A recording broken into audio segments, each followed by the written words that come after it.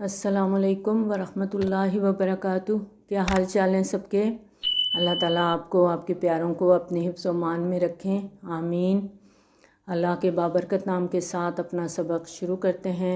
आऊज़ु बिल्लाहि मिनश शैतानिर रजीम, बिस्मिल्लाहिर रहमानिर रहीम। रब्बिश्रह ली सदरी व यस्सिर ली अमरी वहलुल उक़दतम मिन लिसानी यफ़क़हू क़ौली वजअल ली वज़ीरम मिन अहली रब्बना ज़िदना इल्मा रब्बना ज़िदना इल्मा रब्बना ज़िदना इल्मा अल्लाहुम्मा फ़क़्हिना फ़िद्दीन, आमीन। अल्लाह ताला की दी हुई तौफ़ीक़ के साथ आज हम 11वां पारा शुरू करने जा रहे हैं।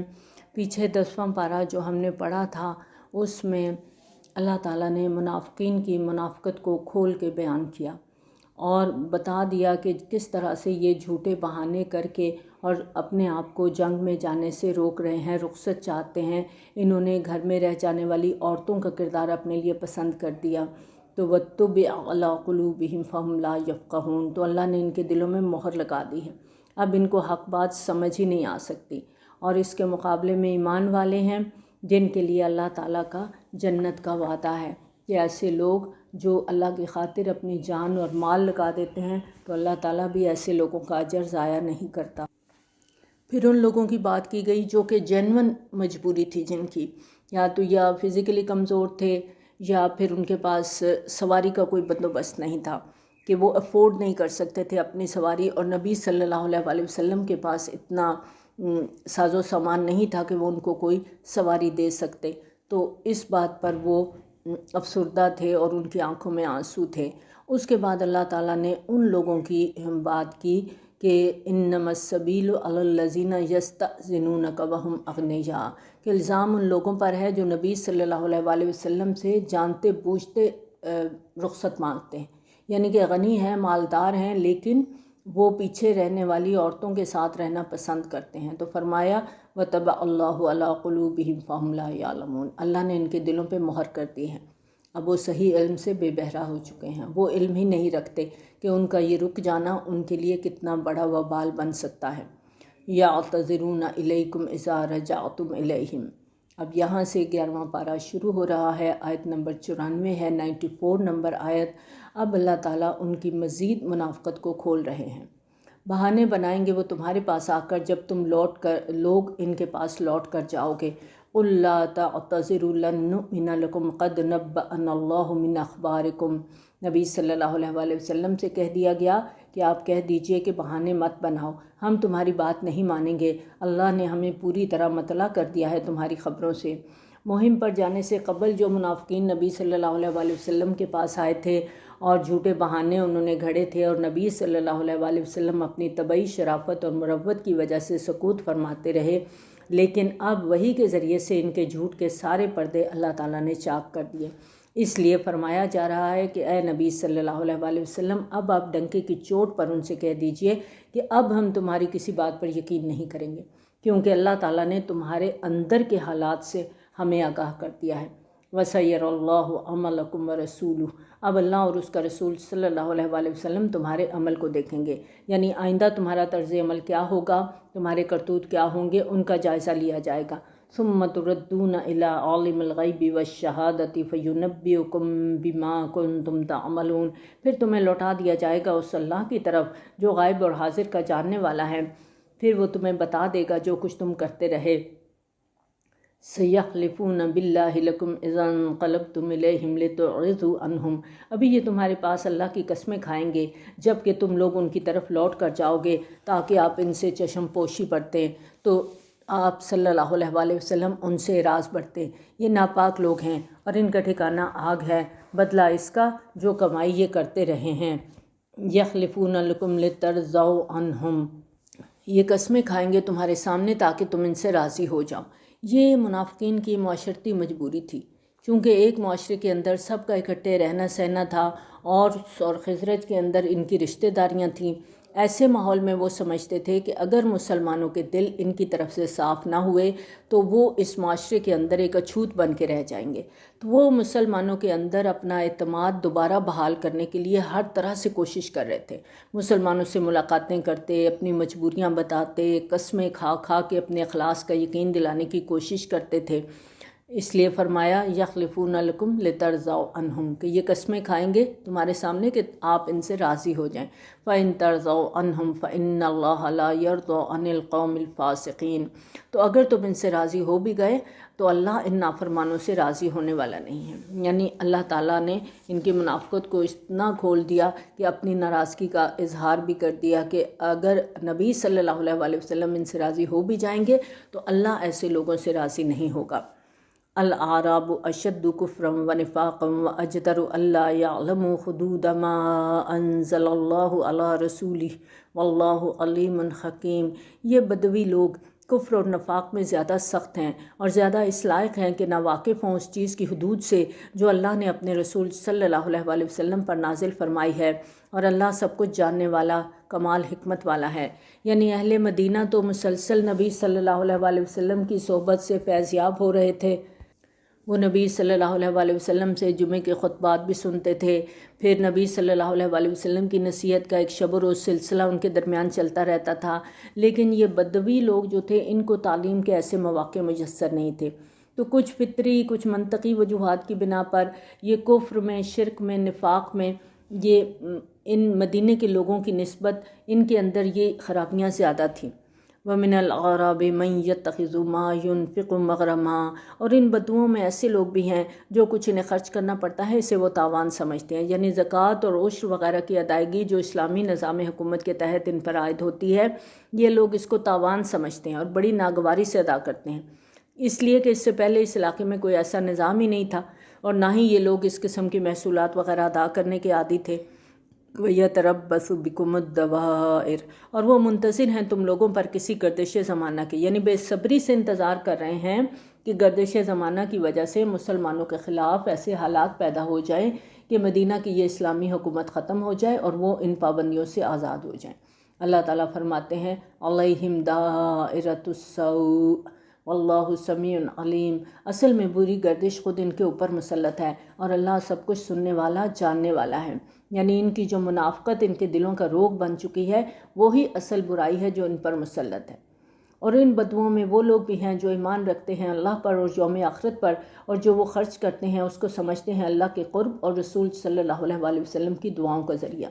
یعنی بدوی لوگ سب کے سب کفر میں، نفاق میں کاربند نہیں ہیں اور انفاق فی سبیل اللہ کو تاوان سمجھنے والے نہیں ہیں، بلکہ ان میں سچے مومن بھی ہیں جو نہ صرف یہ کہ اللہ کے راستے میں شوق سے خرچ کرتے ہیں بلکہ اس خرچ کرنے کو وہ اللہ کی قربت کا ذریعہ سمجھتے ہیں، اور انہیں یقین ہے کہ دین کے لیے جب وہ اپنا مال خرچ کریں گے تو اللہ کے رسول صلی اللہ علیہ وسلم کی دعائیں بھی ان کے شامل حال ہو جائیں گی۔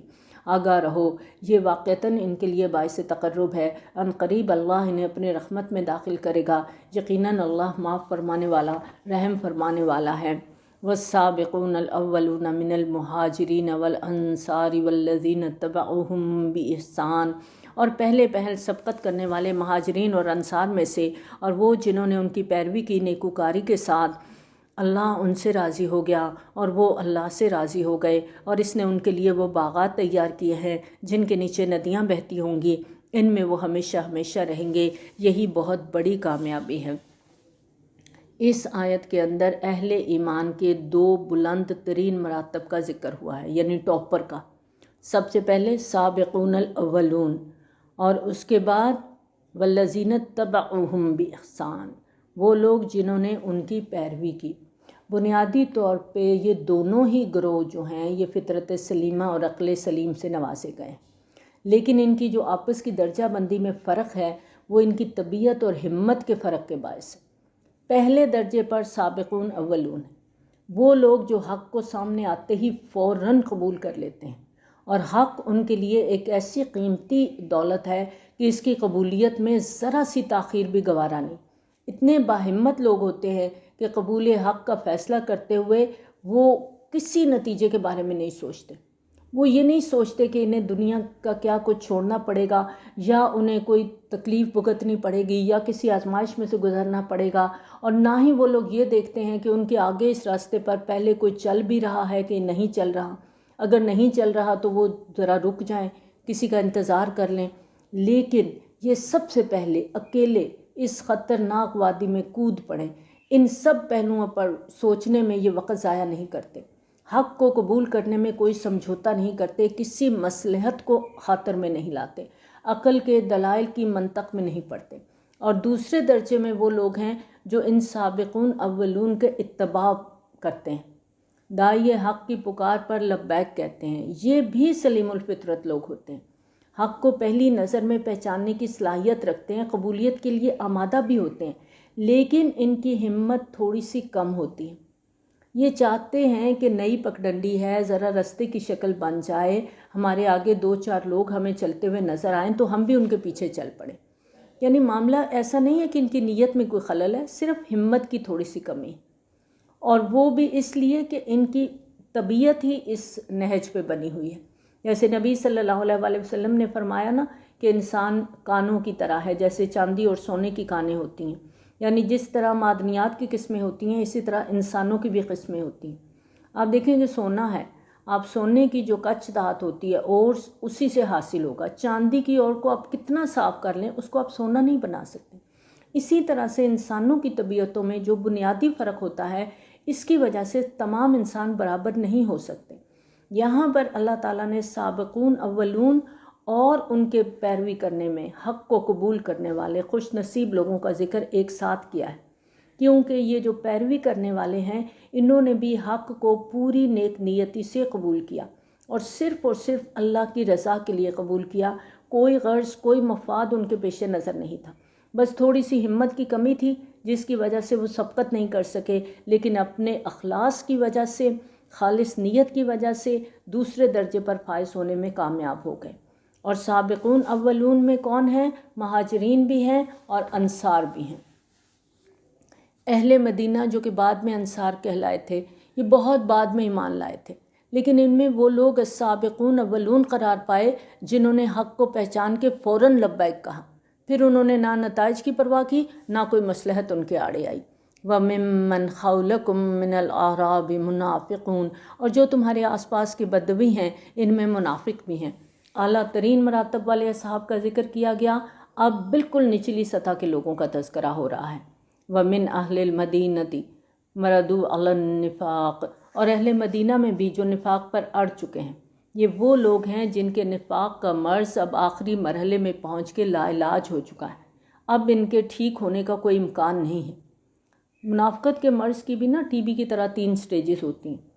سب سے پہلے جھوٹے بہانے، یہ آغاز ہوتا ہے منافقت کا، اور بات پہ پھر جھوٹی قسمیں کھانا، یہ دوسری سٹیج ہوتی ہے، اور جب یہ مرض تیسری اور آخری سٹیج پہ آتا ہے تو واضح علامت ہوتی ہے کہ منافقین کی اہل ایمان کے ساتھ ضد اور دشمنی ظاہر ہونا شروع ہو جاتی۔ تو اہل ایمان تو دین کے تمام مطالبات خوشی خوشی پورے کرتے ہیں، اور جس مہم سے بچنے کے لیے منافقین بہانے تراشتے ہیں، اہل ایمان دل و جان سے حاضر ہو جاتے ہیں۔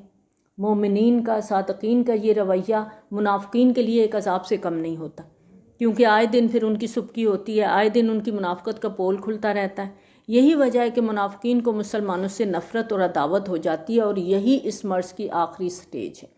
اللہ تعالیٰ فرماتے ہیں لا تعلمهم نحن نعلمهم سنعذبهم مرتين، آپ صلی اللہ علیہ وآلہ وسلم انہیں نہیں جانتے، ہم انہیں جانتے ہیں، ہم انہیں دوہرا عذاب دیں گے، جیسے منافقین مدینہ ہر روز نئے عذاب سے گزرتے تھے۔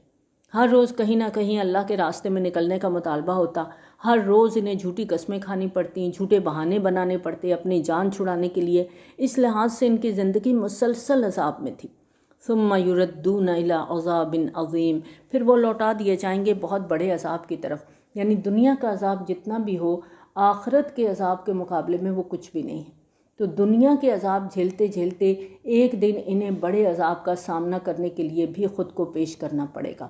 اور السابقون الاولون، اس کے بعد ان کے پیروکار اور پھر منافقین، ان کے ذکر کے بعد اب کچھ ایسے لوگوں کا ذکر آ رہا ہے جو ان دونوں انتہاؤں کے درمیان ہیں، اور ان لوگوں کا ذکر بھی 2 الگ الگ درجوں میں ہوا ہے۔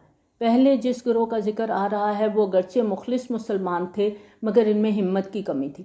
وہ مسلمانوں کے ساتھ چلنا بھی چاہتے تھے مگر چل نہیں پاتے تھے، کسی قدر چلتے مگر کبھی کوتاہی ہو جاتی، ہمت کر کے آگے بڑھتے کبھی سستی کا غلبہ ہو جاتا، کبھی خام خواہی لیٹ ہو جاتے کسی وجہ سے۔ وآخرون اعترفوا بذنوبہم، اور کچھ دوسرے لوگ ہیں جو اپنے گناہوں کا اعتراف کرتے ہیں، یعنی اپنی کوتاہیوں کو چھپانے کے لیے جھوٹ نہیں بولتے، جھوٹی قسمیں نہیں کھاتے، جھوٹے بہانے نہیں بناتے، بلکہ کھلے عام اعتراف کر لیتے ہیں کہ ہم سے غلطی ہو گئی۔ معمولات زندگی کی مصروفیات، اہل و عیال کی مشغولیات نے ہمیں اتنا الجھایا کہ دینی فرائض کی ادائیگی میں کوتاہی کا ارتکاب کر بیٹھے، اور جب غلطی کا ایسا کھلا اعتراف ہو گیا تو پھر نفاق کے تو کوئی احتمال ہی نہیں۔ تو ایسے لوگوں کو پھر اللہ تعالیٰ توبہ کی توفیق دے دیتے ہیں۔ خلطوا عملا صالحا وآخر سیئا، انہوں نے اچھے اور برے اعمال کو گڈ مڈ کر دیا، نیک اعمال بھی کرتے ہیں مگر کبھی کوئی غلطی بھی کر بیٹھتے ہیں، ایثار اور انفاق بھی کرتے ہیں مگر دنیا داری کے جھمیلوں میں الجھ کر کہیں کوئی کمی بھی ان سے ہو جاتی ہے۔ عسى اللہ ان یتوب علیہم ان اللہ غفور رحیم، امید ہے کہ اللہ ان کی توبہ کو قبول فرمائے گا، یقیناً اللہ بخشنے والا نہایت رحم کرنے والا ہے۔ ایک روایت کے مطابق یہ آیت حضرت ابو البابا رضی اللہ عنہ اور ان کے چند ساتھیوں کے بارے میں نازل ہوئی تھی۔ ان لوگوں سے سستی اور دنیا داری کی مصروفیات کی وجہ سے یہ کوتاہی ہوئی کہ وہ غزوہ تبوک میں نہیں جا سکے، مگر جلدی انہیں احساس ہو گیا کہ ان سے بہت بڑی غلطی ہوئی ہے، چنانچہ انہوں نے شدید احساس ندامت کے باعث نبی صلی اللہ علیہ وسلم کے مدینہ تشریف لانے سے پہلے خود کو مسجد نبوی کے ستونوں سے باندھ لیا کہ اب نبی صلی اللہ علیہ وسلم جب واپس تشریف لائیں گے ہماری توبہ کی قبولیت کا اعلان فرمائیں گے، اپنے دست مبارک سے ہمیں کھولیں گے یا پھر یہیں بندے بندے ہم اپنی جانیں دے دیں گے۔ اور جب نبی صلی اللہ علیہ وسلم واپس آئے تو یہ آیات نازل ہوئیں اور آپ نے تشریف لا کر انہیں کھولا اور خوشخبری سنائی کہ ان کی توبہ قبول ہو گئی ہے۔ یعنی کوئی بھی غلطی ہو جائے، کوتاہی ہو جائے، انسان ہیں، کمزور ہیں، اگر انسان کے اندر ایمانی جذبات لوٹ آئیں، احساس ندامت ہو جائے، انسان توبہ کر لے تو اللہ تعالیٰ ایسی توبہ کو قبول کرنے کا ذمہ لیتا ہے۔ اور ان اصحاب رضی اللہ عنہم کو یہ اعزاز نصیب ہوا کہ ان کی توبہ کی قبولیت کے بارے میں خصوصی حکم نازل ہوا۔ تو ہم سب کے لیے بھی سبق ہے، انسان ہیں، کمزور ہیں، بشری کمزوریوں سے کئی دفعہ غلطیاں ہو جاتی ہیں، کوتاہیاں ہو جاتی ہیں، اسی وقت احساس ہو جائے، اسی وقت اللہ سے معافی مانگ لیں، کسی کے ساتھ زیادتی کی ہے اس کے ساتھ معافی مانگ لیں تو اللہ غفور الرحیم ہے۔ خذ من اموالہم صدقۃ تطہرہم وتزکیہم بہا، ان کے اموال میں سے صدقات قبول فرما لیجئے اور اس کے ذریعے سے آپ صلی اللہ علیہ وسلم انہیں پاک کریں گے اور ان کا تزکیہ کریں گے۔ روایت میں آتا ہے کہ یہ اصحاب رضی اللہ عنہم اپنے اموال کے ساتھ خود نبی صلی اللہ علیہ وسلم کی خدمت میں حاضر ہوئے اور توبہ کی قبولیت کے شکرانے کے طور پر انہوں نے کہا کہ ہم اللہ کی راہ میں یہ اموال پیش کرتے ہیں۔ چونکہ یہ لوگ مخلص مومن تھے، صرف سستی کمزوری کے باعث ان سے کوتاہی ہوئی تھی، تو اللہ تعالیٰ نے کمال مہربانی سے نبی صلی اللہ علیہ وسلم کو یہ صدقات قبول کرنے کی اجازت فرمائی، جبکہ منافقین کے صدقات قبول کرنے سے نبی صلی اللہ علیہ وسلم کو منع فرمایا گیا تھا۔ وصلی علیہم ان صلاتک سکن لہم، اور ان کے لیے دعا کیجیے، یقیناً آپ کی دعا ان کے حق میں سکون بخش ہے۔ نبی صلی اللہ علیہ وسلم کی دعا ان کے لیے باعث اطمینان ہوگی اور اس سے انہیں تسلی ہو جائے گی کہ ان کی خطا معاف ہو گئی ہے اور ان کی توبہ قبول کی جا چکی ہے۔ واللہ سمیع علیم، اور اللہ سب کچھ سننے والا، جاننے والا ہے۔ الم یعلموا ان اللہ هو یقبل التوبۃ عن عبادہ ویأخذ الصدقات، کیا وہ نہیں جانتے اللہ اپنے بندوں کی توبہ قبول فرماتا ہے اور ان کے صدقات کو قبولیت عطا فرماتا ہے؟ یعنی اللہ کے بندوں کو معلوم ہونا چاہیے کہ اللہ تواب بھی ہے اور اپنے بندوں کے صدقات کو شرف قبولیت بھی بخشتا ہے۔ رسول اللہ صلی اللہ علیہ وسلم نے صدقہ و خیرات وغیرہ کے مال کو اپنے اور اپنی اولاد کے لیے حرام قرار دیا ہے، مگر اللہ کا اپنے بندوں پہ یہ خاص احسان ہے کہ وہ غنی ہے، بے نیاز ہے، اسے کسی چیز کی ضرورت نہیں، لیکن وہ اپنے بندوں سے ان کے صدقات کو، ان کے نفقات کو قبول فرماتا ہے۔ وَأَنَّ اللَّهَ هُوَ التَّوَّابُ الرَّحِيمُ، اور یہ کہ وہ بہت ہی توبہ قبول فرمانے والا، بہت رحم فرمانے والا ہے۔ وَقُلِ اعْمَلُوا فَسَيَرَ اللَّهُ عَمَلَكُمْ وَرَسُولُهُ وَالْمُؤْمِنُونَ، اور آپ صلی اللہ علیہ وسلم ان سے کہہ دیجئے کہ تم عمل کرو، اب اللہ اور اس کا رسول صلی اللہ علیہ وسلم اور اہل ایمان تمہارے عمل کو دیکھیں گے۔ اب پھر سے محنت کرو، جان فشانی کا مظاہرہ کرو، آئندہ تمہارے اعمال کا جائزہ لیا جائے گا کہ مطالبات دین کے بارے میں تمہارا کیا رویہ ہے، کہیں دوبارہ تو کوئی کوتاہی نہیں ہو رہی۔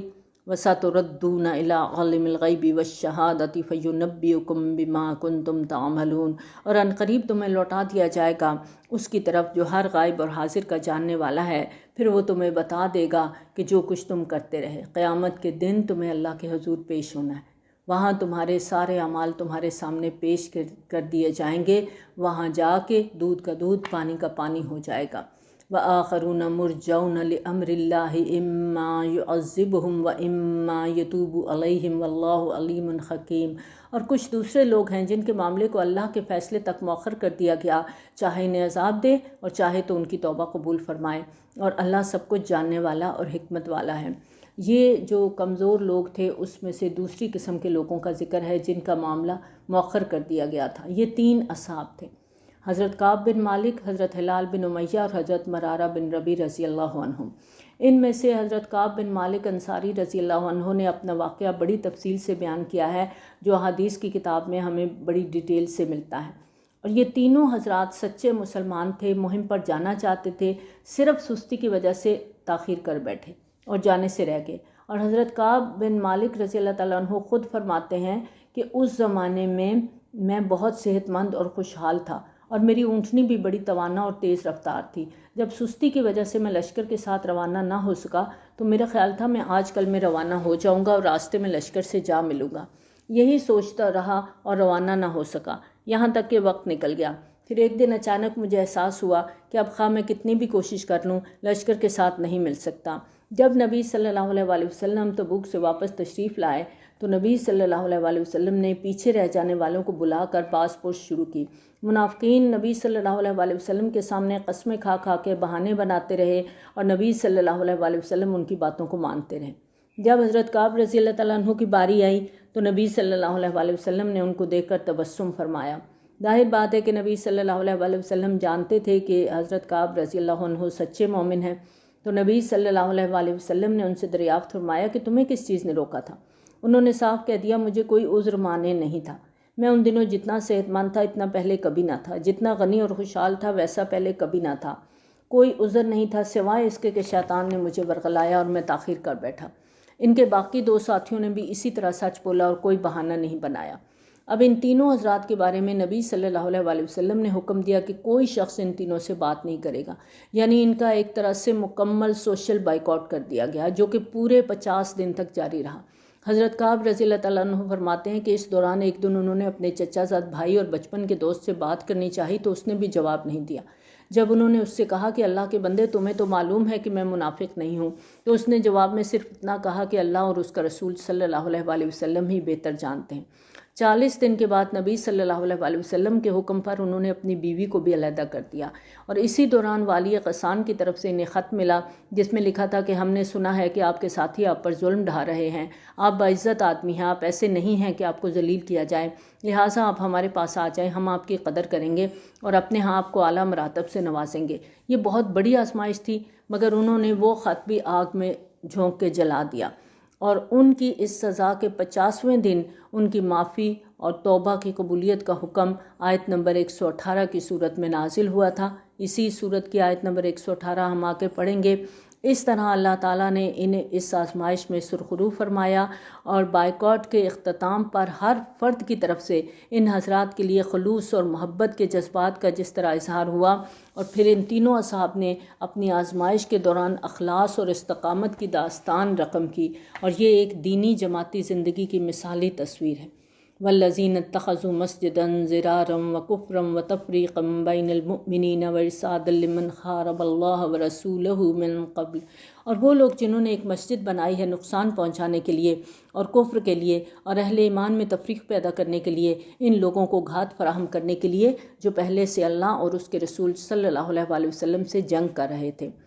یہ انہوں نے ایک مسجد بنائی تھی دعوت حق کو نقصان پہنچانے کے لیے، اور یہ منافقین نے مسجد قباء کے قریبی علاقے میں بنائی تھی۔ اس کی تعمیر کے پیچھے ابو عامر راہب کا ہاتھ تھا۔ یہ قبیلہ خزرج کا شخص تھا، زمانہ جاہلیت میں عیسائیت قبول کر کے راہب بن گیا تھا، اور اہل عرب میں یہ بہت بڑے عالم کے طور پر جانا جاتا تھا۔ اور جب نبی صلی اللہ علیہ وآلہ وسلم ہجرت کر کے مدینہ تشریف لائے تو اس وقت تک پورے مدینہ میں اس کا ڈنکا بجتا تھا اور لوگ اس سے بہت زیادہ متاثر تھے، لیکن جب لوگوں کی توجہ اس سے ہٹ کر نبی صلی اللہ علیہ وآلہ وسلم کی طرف ہوئی تو وہ نبی صلی اللہ علیہ وآلہ وسلم کا شدید دشمن بن گیا، اور قریش مکہ کو جب بدر میں شکست ہوئی تو اس کے بعد یہ مکہ میں جا کر آباد ہو گیا اور اہل مکہ کو نبی صلی اللہ علیہ وآلہ وسلم اور مسلمانوں کے خلاف اکساتا رہا۔ غزوہ احد کے پیچھے بھی اسی کی سازشیں تھیں، بلکہ میدان احد میں جب دونوں لشکر آمنے سامنے ہوئے تو اس نے لشکر سے باہر نکل کر انصار مدینہ کو خطاب کر کے انہیں ورغلانے کی کوشش بھی کی۔ اس کے بعد بھی تمام جنگوں میں یہ مسلمانوں کے خلاف کسی نہ کسی انداز میں حصہ لیتا رہا، مگر حنین کی جنگ کے بعد جب اسے محسوس ہوا کہ اب یہاں پر اس کی کوئی جگہ نہیں تو وہ مایوس ہو کے شام کی طرف چلا گیا، لیکن وہاں جا کر بھی وہ مسلمانوں کے خلاف سازشوں میں مصروف رہا۔ اس کے لیے اس نے منافقین مدینہ کے ساتھ مسلسل رابطہ رکھا۔ اسی کے کہنے پر یہ مسجد قائم ہوئی تھی، جو نام کو تو مسجد تھی لیکن حقیقت میں سازشی عناصر کی مکین گاہ اور فتنے کا ایک مرکز تھی، اور وہ قسمیں کھا کر کہیں گے کہ ہم نے تو نیکی ہی کا ارادہ کیا تھا، مگر اللہ گواہی دیتا ہے کہ یہ بالکل جھوٹے ہیں۔ یعنی جب یہ جو منافقین ہیں یہ قسمیں کھا کے اپنی صفائی پیش کرنے کی پوری کوشش کریں گے کہ یہ مسجد بنانے میں ہماری کوئی بری نیت نہیں تھی، ہمارا ارادہ تو نیکی اور بھلائی کا تھا، کہ دوسری مسجد ذرا دور پڑتی ہے تو ہم تمام نمازیں باجماعت ادا نہیں کر سکتے، اس لیے ہم نے سوچا کہ قریب ایک مسجد بنا لیں تاکہ تمام نمازیں آسانی کے ساتھ باجماعت ادا کی جا سکیں۔ اللہ تعالیٰ نے فرمایا لا تقم فیہ ابدا، نبی صلی اللہ علیہ وآلہ وسلم کو حکم دے دیا گیا کہ آپ اس میں کبھی کھڑے نہ ہوں۔ مسجد بنانے کے بعد کیونکہ یہ نبی صلی اللہ علیہ وآلہ وسلم کے پاس آئے تھے کہ آپ مسجد میں تشریف لے آئیں تو بڑی برکت ہوگی، لیکن اللہ تعالیٰ نے آپ کو روک دیا اور آپ وہاں پر نہیں گئے۔ لَمَسْجِدٌ أُسِّسَ عَلَى التَّقْوَى مِنْ أَوَّلِ يَوْمٍ أَحَقُّ أَن تَقُومَ فِيهِ، یقیناً وہ مسجد جس کی بنیاد پہلے دن سے تقویٰ پر رکھی گئی وہ زیادہ مستحق ہے کہ آپ اس میں کھڑے ہوں۔ اس سے مراد مسجد قباء ہے جو قریب ہی تھی، جس کی بنیاد خود نبی صلی اللہ علیہ وآلہ وسلم نے اپنے دست مبارک سے رکھی تھی، اور یہ مقام اس وقت مدینہ کی آبادی سے 3 میل کے فاصلے پر تھا۔ جب نبی صلی اللہ علیہ وآلہ وسلم ہجرت کر کے مدینہ تشریف لے گئے تو اس مقام کو مدینہ میں نبی صلی اللہ علیہ وآلہ وسلم کے پہلے پڑاؤ کی سعادت نصیب ہوئی تھی، اور نبی صلی اللہ علیہ وآلہ وسلم نے اس مقام پر قیام فرمایا اور یہاں پر مسجد قباء کی بنیاد رکھی تھی۔ اس میں وہ لوگ ہیں جو پسند کرتے ہیں کہ وہ پاک رہیں، اور اللہ ایسے لوگوں کو پسند کرتا ہے جو بہت زیادہ پاک رہتے ہیں۔ اصحاب قباء سے جب پوچھا گیا کہ آپ لوگوں کا وہ کون سا عمل ہے جس کی وجہ سے اللہ تعالیٰ نے آپ کی طہارت کی تعریف فرمائی، تو انہوں نے جواب دیا کہ ہم قضائے حاجت کے بعد ڈھیلے بھی استعمال کرتے ہیں اور پانی سے بھی طہارت کرتے ہیں۔ افمن اسس بنیانہ علی تقوی من اللہ ورضوان خیر، تو کیا بھلا جس نے اپنی عمارت کی بنیاد رکھی ہو اللہ کے تقوی اور اس کی رضا پر، وہ بہتر ہے یا وہ کہ جس نے اپنی تعمیر کی بنیاد رکھی ہے ایک ایسی کھائی کے کنارے جو گرا چاہتی ہے تو وہ اس کو لے کر گر گئی جہنم میں۔ یعنی جب انسان کوئی عمارت تعمیر کرنا چاہتا ہے تو اس کے لیے کوئی مضبوط ٹھوس جگہ کا انتخاب کرتا ہے۔ اگر وہ کوئی کھوکھلی جگہ کسی کھائی وغیرہ کے کنارے پر کوئی عمارت تعمیر کرے گا تو جلد یا بدیر وہ عمارت گر جائے گی۔ یہ دراصل منافقین کی تدبیروں اور سازشوں کی مثال ہے کہ ان کے اعمال کی مثال ایسے ہے کہ جیسے وہ جہنم کی گہری کھائی کے کنارے پر اپنی عمارتیں تعمیر کریں، وہ کنارہ خود بھی گرے گا اور ان کو بھی اور ان کی تمام تعمیرات کو بھی جہنم میں گرائے گا۔ واللہ لا یہدی القوم الظالمین، اور اللہ ایسے ظالم لوگوں کو ہدایت نہیں دیتا۔ یہ عمارت جو انہوں نے بنائی ہے ان کے دلوں میں شکوک و شبہات پیدا کیے رکھے گی، اللہ یہ کہ ان کے دلوں کے ٹکڑے کر دیے جائیں، اور اللہ سب کچھ جاننے والا حکمت والا ہے۔ یعنی ان لوگوں کے دلوں کے اندر منافقت کی جڑیں اتنی گہری ہو چکی ہیں کہ اس کے اثرات اب زائل نہیں ہو سکتے۔ اس کی مثال ڈاکٹر اسرار احمد بڑی خوبصورت دیتے ہیں کہ اگر کسی شخص کے پورے جسم میں کینسر پھیل گیا ہو تو کسی معمولی آپریشن سے وہ ٹھیک نہیں ہو سکتا۔ ایسی صورت میں اگر اس کے جسم کے ٹکڑے ٹکڑے کر دیں شاید وہ مرض جڑوں سے نکالنا ممکن ہو جائے۔ تو اسی طرح ان منافقین کے دل شکوک و شبہات کے اندھیروں میں ڈوبے رہیں گے، انہیں ایمان اور یقین کی روشنی کبھی نصیب نہیں ہوگی الا یہ کہ ان کے دلوں کے ٹکڑے ٹکڑے کر دیے جائیں۔ ان اللہ اشتری من المؤمنین انفسهم واموالهم بان لهم الجنہ، یقیناً اللہ نے خرید لی اہل ایمان سے ان کی جانیں بھی اور ان کے مال بھی اس قیمت پر کہ ان کے لیے جنت ہے۔ یہ ایک سودا ہے جو اللہ اور بندہ مومن کے بیچ میں. یہ دو طرفہ سودا ہے، ایک صاحب ایمان، ایک مومن کا اپنے رب کے ساتھ. مومن اپنی جان اپنی مال اللہ کی خاطر لگاتا ہے، اللہ اس کی جان اور مال کو جنت کے عوض خرید لیتا ہے. یقاتلون فی سبیل اللہ فیقتلون ویقتلون، اور وہ جنگ کرتے ہیں اللہ کی راہ میں، پھر قتل بھی کرتے ہیں اور قتل ہوتے بھی ہیں. جیسے غزوہ بدر میں مسلمانوں نے 70 کافروں کو جہنم رسید کیا اور میدان احد میں 70 اہل ایمان شہید ہوئے. وعدن علیہ حقا فی التوراۃ والانجیل والقرآن، یہ وعدہ اللہ کے ذمہ ہے سچا تورات، انجیل اور قرآن میں. یہاں پر یہ یقین دہانی کرائی گئی ہے کہ یہ سودا اگرچہ ادھار کا سودا ہے، لیکن یہ اللہ کا پختہ عہد ہے اور اس کو پورا کرنا اللہ کے ذمے ہے. تو اس کے بارے میں کوئی وسوسہ تمہارے دلوں میں نہ آئے. یہ اس سوچ کا جواب ہے جو طبعی بشری کمزوری کی وجہ سے انسان کے ذہن میں آ جاتی ہے. کیونکہ انسانی سوچ کے مطابق تو کامیاب سودا وہی ہوتا ہے کہ ایک ہاتھ دو دوسرے ہاتھ لو، ایسا ہی ہوتا ہے دنیا میں. تو دنیاوی زندگی میں سب کچھ قربان کرنے کی یہاں پر ترغیب دی جا رہی، اور اس کے انعام کے لیے جو وعدہ کیا جا رہا ہے اس کے لیے انتظار بھی چاہیے کہ اس قربانی کا انعام تمہیں آخرت میں جا کر ملے گا. تو ایک عام انسان اس جنت معودہ کا ہلکا سا تصور بھی اپنے ذہن میں لا سکتا ہے. اس سلسلے میں یقین کی پختگی صرف خواص کو نصیب ہوتی ہے. اہل ایمان کو ادھار کے اس سودے پر اطمینان دلایا جا رہا ہے کہ اللہ کی طرف سے اس وعدے کی توثیق 3 مرتبہ ہو چکی ہے، تورات میں بھی، انجیل میں بھی اور قرآن مجید میں بھی. اور اللہ سے بڑھ کر اپنے عہد کی وفا کرنے والا کون ہے؟ بس خوشیاں مناؤ اپنی اس تجارت پر جس کا سودا تم نے اس کے ساتھ کیا ہے، اور یہی ہے بڑی کامیابی. اب دیکھیں بزنس مین کا جب کوئی بزنس ڈیل ہوتی ہے تو وہ کتنا سیلیبریٹ کرتے ہیں. تو اللہ سے سودا ہو گیا ہے، اللہ تعالیٰ فرماتے ہیں اپنی اس تجارت پہ خوشیاں مناؤ، سیلیبریٹ کرو، اپنی جان اور مال اللہ کو دو اور بدلے میں جنت لے لو. تو یہ کتنی بڑی خوشخبری ہے جو اللہ تعالیٰ اپنے بندوں کو دے رہے ہیں. التائبون العابدون الحامدون السائحون الراکعون الساجدون. یہ جو سودا، یہ جو تجارت جس کا ذکر ابھی ہم نے پڑھا، ایمان کا لازمی تقاضا ہے، اور ہم اللہ تعالیٰ سے دعا کرتے ہیں کہ ہم میں سے ہر ایک کو یہ سودا کرنے کی توفیق ہو. آمین. ہم اللہ کے ہاتھ اپنی جان اپنا مال دے دیں اور بدلے میں ہمیں جنت مل جائے. تو جب کوئی بندہ اللہ تعالیٰ سے یہ سودا کرتا ہے تو اس کے اثرات کی وجہ سے اس کی شخصیت میں بھی تبدیلی آنے لگتی. تو وہ جو کیفیت کا نقشہ ہے وہ یہاں دکھایا جا رہا ہے کہ وہ کون لوگ ہیں جو اپنی جان اور مال اللہ کے دے کر بدلے میں جنت خرید رہے ہیں. تو یہاں ہمیں بھی اپنے آپ کو دیکھنا ہے کہ ہم یہاں کہیں پورے آتے ہیں کہ نہیں آتے. التائبون، توبہ کرنے والے، ہر وقت توبہ استغفار کرنے والے. غلطی ہو گئی ہے فوری طور پہ لوٹ آئے، پلٹ آئے، توبہ کر لی. العابدون، بندگی کرنے والے. بندگی کیا ہے؟ غلامی. اللہ میں تیرا ہو گیا، جو تیرا حکم ہے بس مجھے ڈرنا ہے، تجھ سے ڈرنا ہے، حکم ماننا ہے تیرا ماننا ہے، اطاعت کرنی ہے تیری کرنی ہے، جھکنا ہے تیرے آگے جھکنا ہے. الحامدون، حمد کرنے والے. حمد میں شکر بھی ہے اور تعریف بھی ہے.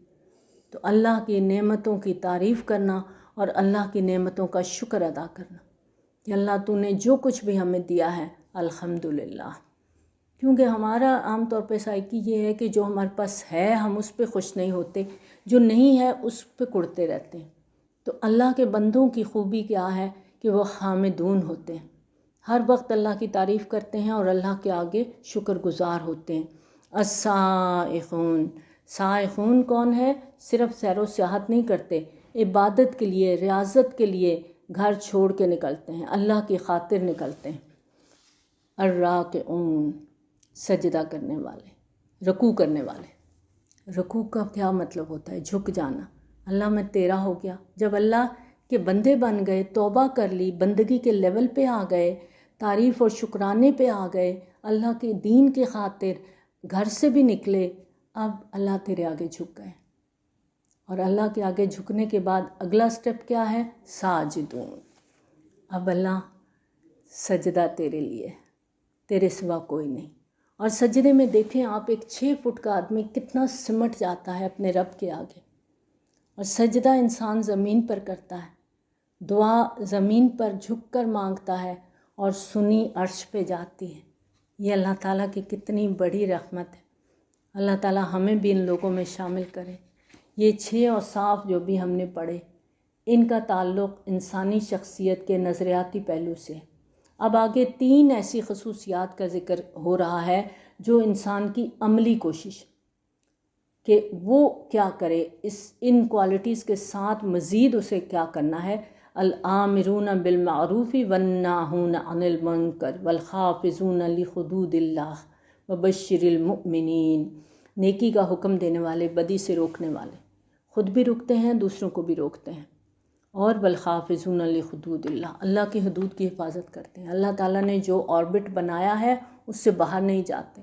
اب دیکھیں سورج، چاند، ستارے، سیارے سب اپنے اپنے آربٹ میں ہیں، لیکن ہم انسان ہیں نا، اپنی چوائس جب لیتے ہیں تو پھر آربٹ سے باہر نکل جاتے ہیں، تو پھر ہم بھگتتے بھی ہیں ان چیزوں کو۔ جب انسان فطرت کو چھوڑ کے غیر فطری طریقے اختیار کرے گا تو لازمی بات ہے کہ فساد ہوگا، اس کی زندگی میں مشکلات آئیں گی۔ اور اللہ کے بندے یہ کون ہیں؟ جو کہ اللہ کی حدود کی حفاظت کرتے ہیں، جو دائرہ اللہ تعالیٰ نے مقرر کیا ہے اس سے باہر نہیں جاتے۔ وبشر المؤمنین، اور اے نبی صلی اللہ علیہ وآلہ وسلم آپ ان اہل ایمان کو خوشخبری دے دیجئے۔ اللہ کرے کہ ہم بھی ان لوگوں میں شامل ہوں، ان اہل ایمان میں شامل ہوں، کہ ہم بھی اس تجارت میں کامیاب ہوں اور یہ کوالٹیز ہمارے اندر آئیں۔ آمین۔ اللہ ہمیں ان لوگوں میں شامل کر لینا، آمین۔ نبی صلی اللہ علیہ وآلہ وسلم اور اہل ایمان کے لیے یہ روا نہیں کہ وہ استغفار کریں مشرکین کے لیے، خواہ وہ ان کے قرابت دار ہی ہوں، اس کے بعد جب ان پر واضح ہو چکا کہ وہ لوگ جہنمی ہیں۔ اور نہیں تھا استغفار کرنا ابراہیم علیہ السلام کا اپنے باپ کے حق میں، مگر ایک وعدے کی بنیاد پر جو انہوں نے اس سے کیا تھا۔ جب حضرت ابراہیم علیہ السلام کے والد نے آپ کو گھر سے نکالا تھا تو جاتے ہوئے ابراہیم علیہ السلام نے اس کے لیے دعا کرنے کا وعدہ کیا تھا۔ سورۃ مریم میں ہم پڑھیں گے کہ کیا دعا کی تھی انہوں نے، استغفر لک ربی انہ کان بی حفیہ، میں اپنے رب سے آپ کے لیے بخشش کی درخواست کروں گا، بے شک وہ مجھ پر بڑا مہربان ہے۔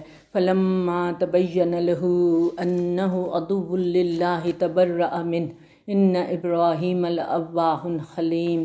اور جب آپ علیہ السلام پر واضح ہو گیا کہ وہ اللہ کا دشمن ہے تو آپ نے اس سے اعلان بیزاری کر دیا۔ یقیناً ابراہیم بہت درد دل رکھنے والے اور حلیم الطبع تھے۔ حضرت ابراہیم علیہ السلام وعدے کے مطابق والد کی زندگی میں اس کے لیے دعا کرتے رہے کہ شاید اللہ تعالیٰ اسے ہدایت کی توفیق دے دے، لیکن جب اس کی موت واقع ہوگی تو آپ نے اس کے لیے استغفار بند کر دیا، کیونکہ وہ زندگی میں کفر پر اڑا رہا، کفر کی حالت میں اس کی موت ہو گئی، تو ثابت ہو گیا کہ اب اس کے لیے توبہ کا دروازہ بند ہو گیا ہے۔ اور اللہ کا یہ طریقہ نہیں کہ کسی قوم کو گمراہ کر دے اس کے بعد کہ انہیں ہدایت دی ہو، جب تک ان پر واضح نہ کر دے کہ انہیں کس چیز سے بچنا ہے۔ ان اللہ بکل شیء علیم، یقیناً اللہ ہر شے کا جاننے والا ہے۔ یقیناً اللہ ہی کے لیے ہے آسمانوں اور زمین کی بادشاہی، وہی زندہ رکھتا ہے، وہی موت دیتا ہے، اور تمہارے لیے اللہ کے سوا کوئی حمایتی ہے نہ کوئی مددگار ہے۔ اللہ مہربان ہوا نبی صلی اللہ علیہ وآلہ وسلم پر، مہاجرین اور انصار پر، اور جنہوں نے آپ کا اتباع کیا مشکل وقت میں۔ اشارہ ہے تبوک کی مہم کی طرف۔ یہ وہ زمانہ تھا جب خشک سالی کے باعث مدینہ میں قحط کا سماں تھا۔ ان حالات میں اتنے بڑے لشکر کا اتنی لمبی مسافت پہ جانا اور اپنے وقت کی سپر پاور سے مقابلہ کرنا بہت بڑی آزمائش تھی، اور جو لوگ اس آزمائش میں ثابت قدم رہے ان کے لیے رحمت اور شفقت کا اعلان عام ہے۔ من بعد ما کاد یزیغ قلوب فریق منہم، اس کے بعد کہ ان میں سے ایک گروہ کے دل میں کچھ کجی آنے لگی تھی۔ انسانی کمزوری ہے، کہیں نہ کہیں انسان کے اندر کمزوری آ جاتی ہے، جیسے غزوہ احد میں بھی 2 مسلمان قبائل بنو حارثہ اور بنو سلمہ کے لوگوں کے دلوں میں عارضی طور پہ تھوڑی سی کمزوری آئی، پھر اللہ نے ہمت بندھا دی۔ ثم تاب علیہم انہ بہم رؤوف الرحیم، پھر اللہ نے ان پر رحمت فرمائی، یقیناً وہ ان کے حق میں بہت مہربان اور رحم فرمانے والا ہے۔ وعلی الثلاثۃ الذین خلفوا، اور ان 3 پر بھی جن کا معاملہ مؤخر کر دیا گیا تھا۔ یعنی یہ کون 3 تھے جن کا ابھی ہم نے پیچھے پڑھا تھا آیت نمبر 106 میں، کعب بن مالک، ہلال بن امیہ اور مرارہ بن ربیع رضی اللہ عنہم۔ وہاں ان کے معاملے کو مؤخر کر دیا گیا تھا، 50 دن تک ان کے سوشل بائیکاٹ رہا، اب ان کی معافی کا اعلان کیا گیا اور انہیں اس حکم کی صورت میں توبہ کی قبولیت کی سند دے دی گئی، یہاں تک کہ زمین اپنی تمام تر کشادگی کے باوجود ان پر تنگ پڑ گئی اور ان پر اپنی جانیں بھی بوجھ بن گئیں، اور انہیں یقین ہو گیا کہ اللہ کے سوا کوئی اور جائے پناہ نہیں۔ یہ انسان کی اس کیفیت کی مثال ہے جیسے بچہ ماں سے پٹتا ہے پھر ماں سے ہی جا کے لپٹتا ہے۔ تو اللہ کے بندوں پر بھی اگر اللہ کی طرف سے سختی آتی ہے، کوئی سزا ملتی ہے، تو وہ نہ صرف اس کو خوش دلی اور صبر سے برداشت کرتے ہیں بلکہ پناہ کے لیے پھر اللہ کی طرف رجوع کرتے ہیں، کیونکہ انہیں یقین ہوتا ہے کہ پناہ ملے گی تو اللہ کے حضور میں ملے گی، دکھوں کا مداوع ہوگا تو اسی کی جناب میں ہوگا۔ ثم تاب علیہم لیتوبوا ان اللہ هو التواب الرحیم، تو اس نے ان کی توبہ قبول کر لی تاکہ وہ پھر سے متوجہ ہو جائیں، یقیناً اللہ بہت توبہ قبول کرنے والا، بہت زیادہ رحم فرمانے والا ہے۔ یعنی اللہ تعالیٰ نے ان کی توبہ قبول کی تاکہ وہ اللہ سے اپنے تعلق کو مضبوط کر لیں اور اپنی کمزوریوں، اپنی کوتاہیوں کو دور کر لیں۔ یا ایھا الذین آمنوا اتقوا اللہ وکونوا مع الصادقین، اہل ایمان اللہ کا تقوی اختیار کرو اور سچے لوگوں کی صحبت اختیار کرو۔ یہ گویا اہل ایمان کے لیے جماعتی زندگی اختیار کرنے کا حکم ہے۔ نیک لوگوں کی صحبت اختیار کرنے اور جماعتی زندگی سے منسلک رہنے کے بہت سے فوائد اور برکتیں ہوتی ہیں، جیسے کہ سورۃ الانعام کی آیت نمبر 71 میں ہم نے پڑھا تھا، لہو اصحاب یدعونہ الی الہدی ائتنا، اس کے ساتھی اس کو سیدھے راستے کی طرف پکار رہے ہیں کہ آؤ ہماری طرف۔ جماعتی زندگی بھی ایک قافلے کی طرح ہوتی ہے۔ قافلے میں سفر کے دوران کسی ساتھی کی ہمت جواب دے گئی، کوئی معذوری آڑے آ گئی تو دوسرے سب مل کے اس کا سہارا بن جاتے ہیں، اس کا ہاتھ پکڑتے ہیں، ہمت بندھاتے ہیں اور اس کو آگے چلا لیتے ہیں۔ اہل مدینہ اور ان کے ارد گرد کے بدوی لوگوں کے لیے روا نہیں تھا کہ وہ اللہ کے رسول صلی اللہ علیہ وآلہ وسلم کو چھوڑ کر پیچھے بیٹھے رہتے، اور نہ یہ کہ اپنی جانوں کو آپ کی جان سے بڑھ کر عزیز رکھتے۔ غزوہ تبوک کے لیے نکلتے ہوئے جب اللہ کے رسول صلی اللہ علیہ وآلہ وسلم ان تپتی راہوں کی طرف کوش فرما رہے تھے تو کسی ایمان کے دعوے دار کو یہ زیب نہیں دیتا تھا کہ وہ نبی صلی اللہ علیہ وآلہ وسلم کا ساتھ چھوڑ کر پیچھے بیٹھ رہتا، آپ کی جان سے بڑھ کر اپنی جان کی فکر کرتا، آپ کے سفر کے صعوبتوں پر اپنی آسائشوں کو ترجیح دیتا۔ یہ اس لیے کہ انہیں پیاس، مشقت اور فاقے کی صورت میں جو بھی تکلیف پہنچتی ہے، اللہ کی راہ میں اور جہاں کہیں بھی وہ قدم رکھتے ہیں، کفار کے دلوں کو جلاتے ہوئے اور دشمن کے مقابلے میں کوئی بھی کامیابی حاصل کرتے ہیں تو ان کے لیے سب کے عوض نیکیوں کا اندراج ہوتا رہتا ہے۔ اہل ایمان جب اللہ کے راستے میں نکلتے ہیں تو ہر مشقت، ہر تکلیف کے عوض اللہ تعالیٰ ان کی نیکیوں کے ذخیرے میں مسلسل اضافہ فرماتے ہیں۔ ان اللہ لا یضیع اجر المحسنین، یقیناً اللہ نیک لوگوں کے اجر کو ضائع نہیں کرتا۔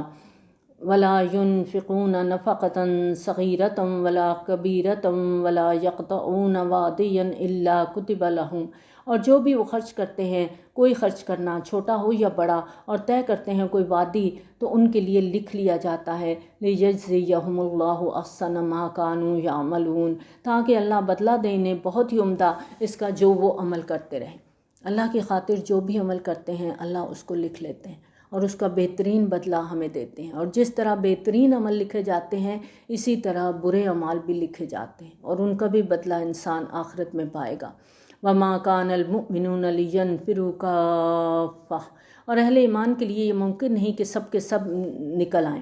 مدینہ کے مضافات میں بسنے والے بدوی قبائل کا تذکرہ ہم نے پچھلی آیات میں پڑھا تھا کہ الاعراب اشد کفرا و نفاقا، آیت نمبر 97 میں ہم نے پڑھا تھا کہ یہ بدوی لوگ کفر اور نفاق میں بہت زیادہ سخت ہیں، اور وجہ کیا ہے کہ دین کے علم سے واقف نہیں ہیں، تو انہیں نبی صلی اللہ علیہ وآلہ وسلم کی صحبت کا فیض یاب ہونے کا موقع نہیں ملا۔ اب یہ تو ممکن نہیں تھا کہ سارے بدوی اپنی آبادیاں چھوڑتے اور مدینے میں آ کر آباد ہو جاتے۔ یہاں پر اب اس مسئلے کا حل بتایا جا رہا ہے۔ فَلَوْلَا نَفَرَ مِن كُلِّ فِرْقَةٍ مِّنْهُمْ طَائِفَةٌ لِيَتَفَقَّهُوا فِي الدِّينِ، تو ایسا کیوں نہ ہوا کہ نکلتا ان کی ہر جماعت میں سے ایک گروہ تاکہ وہ دین کا فہم حاصل کرے، یعنی ہر علاقے، ہر قبیلے میں سے کچھ لوگ آئیں، نبی صلی اللہ علیہ وآلہ وسلم کی صحبت سے فیض یاب ہوں۔ وَلِيُنذِرُوا قَوْمَهُمْ إِذَا رَجَعُوا إِلَيْهِمْ لَعَلَّهُمْ يَحْذَرُونَ، اور وہ اپنے لوگوں کو خبردار کرتے جب ان کی طرف واپس لوٹتے تاکہ وہ بھی نافرمانی سے بچیں۔ یعنی باقاعدہ ایک نظام وضع کرنے کی ہدایت کر دی گئی کہ مختلف علاقوں سے قبائل کے نمائندے آئیں، مدینہ میں قیام کریں، نبی صلی اللہ علیہ وآلہ وسلم کی صحبت میں رہیں، اکابر صحابہ کرام رضی اللہ تعالیٰ عنہ کی تربیت سے فائدہ حاصل کریں، دین کے احکام احکامات کو سمجھیں اور اپنے اپنے علاقوں میں واپس جا کر اس تعلیم کو عام کریں۔ اس پر عمل کرنے کی ہر دور میں ضرورت ہے کہ کچھ لوگ نکلیں، قرآن کی تعلیم حاصل کریں، پھر اپنے علاقوں میں جا کر اپنے لوگوں کو قرآن کا فہم دیں۔ یا ایھا الذین آمنوا قاتلوا الذین یلونکم من الکفار ولیجدوا فیکم غلظہ، اے اہل ایمان جنگ کرو ان کافروں سے جو تم سے قریب ہیں اور وہ تمہارے اندر سختی پائیں۔ اس حکم میں نبی صلی اللہ علیہ وآلہ وسلم کی دعوت کے بین الاقوامی اور آفاقی دور کے آغاز کی طرف اشارہ ہے کہ اب اس دعوت کو چہار سو پھیلنا ہے، دارالاسلام کی سرحدوں کو وسیع ہونا ہے۔ چنانچہ تم لوگ آگے بڑھو، اسلامی حکومت کی سرحدوں پر جو کفار ہیں ان سے قتال کرو۔ جیسے جیسے یہ سرحدیں آگے بڑھتی جائیں تمہارے قتال کا سلسلہ بھی آگے بڑھتا جائے، یہاں تک کہ اللہ کا دین پوری دنیا پر غالب آ جائے۔ وَاعْلَمُوا أَنَّ اللَّهَ مَعَ الْمُتَّقِينَ، اور جان لو کہ اللہ متقیوں کے ساتھ ہے۔ پھر ایک دفعہ وہی بات کہ تقوی والوں کے ساتھ اللہ کی مدد کا وعدہ ہے۔ اور جب کوئی صورت نازل ہوتی ہے تو ان میں سے بعض کہتے ہیں اس نے تم میں سے کس کے ایمان میں اضافہ کیا۔ یہ سورت الانفال کی آیت نمبر 2 میں اللہ تعالیٰ نے اہل ایمان کی تعریف کرتے ہوئے فرمایا کہ جب ان کو اللہ کی آیات پڑھ کر سنائی جاتی ہیں تو ان کے ایمان میں اضافہ ہو جاتا ہے۔ تو منافقین اس پر بھی مذاق اڑاتے تھے، اور نبی صلی اللہ علیہ وآلہ وسلم کی طرف سے جب کوئی وحی سنائی جاتی تو تمسخر اڑاتے ہوئے ایک دوسرے سے پوچھتے، ہاں بھائی کس کے ایمان میں اضافہ ہوا؟ تو جو لوگ واقعی ایمان والے ہیں وہ ان کے ایمان میں تو یقیناً اضافہ کرتی ہے اور وہ خوشیاں مناتے ہیں۔ یعنی جو حقیقی مومن ہے جب وہ اللہ کا کلام سنتے ہیں تو ان کے ایمان میں یقینی طور پہ اضافہ ہوتا ہے۔ وہ ہر وحی کے نازل ہونے پر خوشیاں بھی مناتے ہیں کہ اللہ نے اپنے کلام سے انہیں نوازا اور ان کے ایمان کو جلا بخشی۔ رہے وہ لوگ جن کے دلوں میں روگ ہے تو وہ ان کے اندر کی گندگی پر مزید گندگی کا اضافہ کر دیتے ہیں اور وہ مرتے ہیں اسی حال میں کہ وہ کافر ہوتے ہیں۔ یعنی جن کے دلوں میں روگ ہے تو ان کی گندگی مزید گند کا اضافہ کر دیتی ہے۔ بالکل ایسے ہی ہے جیسے کیچڑ والی زمین ہو، اس پہ بارش پڑے تو اس کو اور زیادہ بدبودار کر دیتی ہے، اور یہی بارش جب ہری بھری زمین پر پڑتی ہے، زرخیز زمین پر، تو اس کو اور نکھار دیتی ہے۔ تو یہ جو جن کے دلوں میں بیماری ہے، جو منافقت ہے جن کے اندر، تو یہ آیات ان کی گندگی کو مزید بڑھا دیتے ہیں۔ اولا یرون انہم یفتنون فی کل عام مرۃ او مرتین، کیا یہ منافقین دیکھتے نہیں کہ ہر سال انہیں آزمایا جاتا ہے، ایک بار یا دو بار، چاہے قتال کا مرحلہ ہو یا کوئی اور آزمائش کا موقع ہو، سال میں ایک دو مرتبہ ان کا امتحان ہو ہی جاتا ہے، جس سے ان کی منافقت کا پردہ چاک ہوتا رہتا ہے۔ ثم لا یتوبون ولا هم یذکرون، پھر نہ یہ لوگ توبہ کرتے ہیں نہ ہی نصیحت اخذ کرتے ہیں۔ وَإِذَا مَا أُنزِلَتْ سُورَةٌ نَظَرَ بَعْضُهُمْ إِلَىٰ بَعْضٍ، اور جب کوئی صورت نازل ہوتی ہے تو یہ لوگ آپس میں ایک دوسرے کو دیکھتے ہیں۔ یعنی قتال کے بارے میں جب احکامات نازل ہوتے ہیں تو نبی صلی اللہ علیہ وآلہ وسلم کی محفل میں یہ ایک دوسرے کو کنکھیوں سے دیکھتے ہیں، اشارے کرتے ہیں۔ هَلْ يَرَاكُم مِّنْ أَحَدٍ ثُمَّ انصَرَفُوا، تمہیں کوئی دیکھ تو نہیں رہا، پھر وہاں سے کھسک جاتے ہیں۔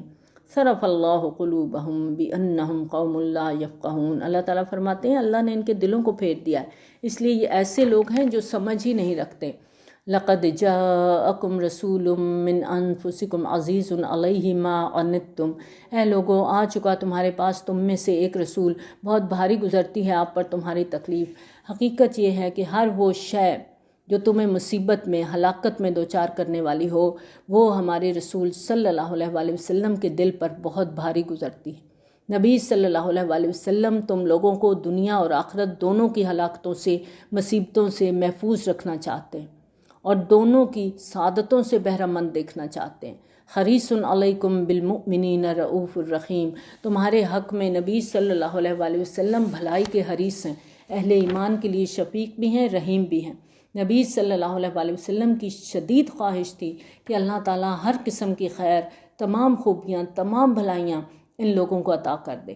وَإِن تَوَلَّوْا فَقُلْ حَسْبِيَ اللَّهُ لَا إِلَٰهَ إِلَّا هُوَ عَلَيْهِ تَوَكَّلْتُ وَهُوَ رَبُّ الْعَرْشِ الْعَظِيمِ، پھر بھی اگر یہ لوگ روگردانی کرتے ہیں، منہ موڑتے ہیں، تو نبی صلی اللہ علیہ وآلہ وسلم سے کہا جا رہا ہے فَقُلْ، تو آپ کہہ دیجئے، اگر یہ لوگ آپ کا ساتھ نہیں دیتے تو کوئی بات نہیں، آپ کہہ دیجئے فَقُلْ حسبی اللہ، میرے لیے اللہ کافی ہے، لا الہ الا ہو، اس کے سوا کوئی معبود نہیں، علیہ توکلت، اسی پر میرا بھروسہ ہے، وَهُوَ رَبُّ الْعَرْشِ الْعَظِيمِ، اور وہ بہت بڑے عرش کا مالک ہے۔ بڑی ہی خوبصورت دعا ہے، ہمیں اس کو یاد کرنا ہے، صبح و شام کی دعاؤں میں شامل کرنا ہے، کیونکہ یہ وہ دعا ہے جو اللہ پر ہمارا ایمان مضبوط کرتی ہے، ہمارا توکل مضبوط کرتی ہے۔ حسبی اللہ لا الہ الا ہو علیہ توکلت وہو رب العرش العظیم۔